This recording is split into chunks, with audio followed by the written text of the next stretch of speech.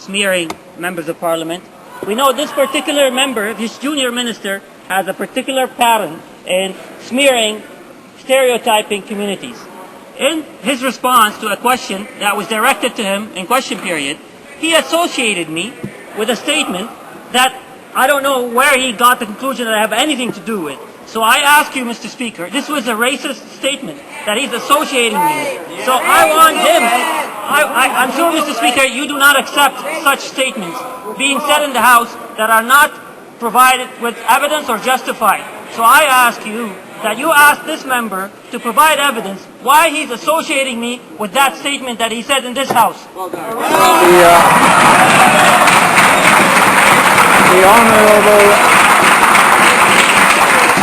The Honourable Secretary of State.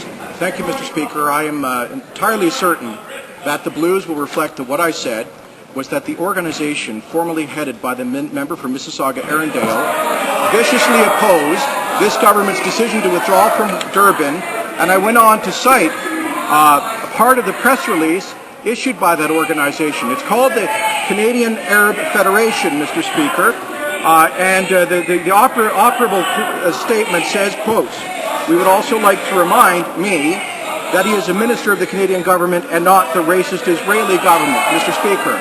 Now, I understand that the member opposite was a president of this organization. If I'm mistaken, I'd be happy to withdraw my statement, but I believe it's a matter of fact, and I will not retract facts, Mr. Speaker. The Honourable member for St. Paul's is rising on the same point or another one? It's a different one, but it's the same parliamentary secretary, I'm afraid, Mr. Speaker.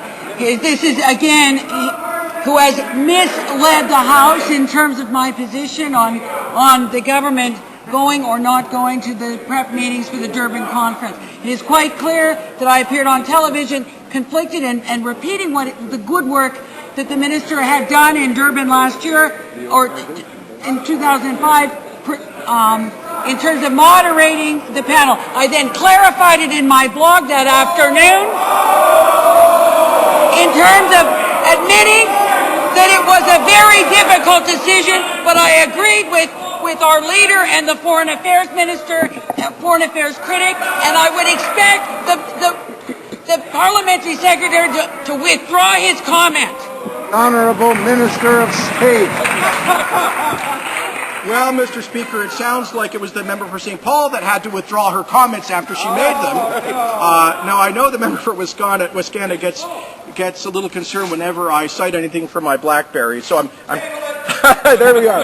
So I'm trying to produce a hard copy of this to satisfy the distinguished opposition House leader. But I do have here a transcript of the member for St. Paul appearing on the Michael Corrin show last week, in which she said, "If we are not there, how do we stand up, Mr. Speaker?" So I reasonably inferred from that, Mr. Speaker, that she thinks we should be there, Mr. Speaker, and that's presumably why she had to clarify the matter on her blog. The Honourable Member